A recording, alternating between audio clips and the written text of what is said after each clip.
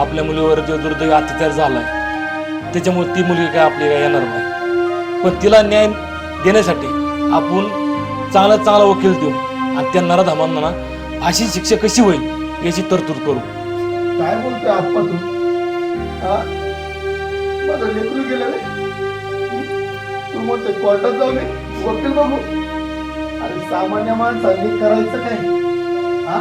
कोर्टाची हेलपटे घालायची नाही. कधी भेटणार माझ्या पोरीला? 2 वर्षांनी?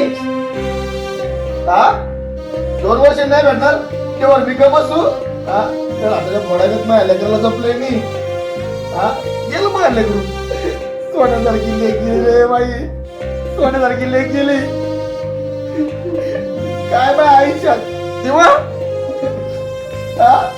कुणाच्या तोंडाकडे बघून जगायचं आपण? कोण न्याय देणार आपल्याला?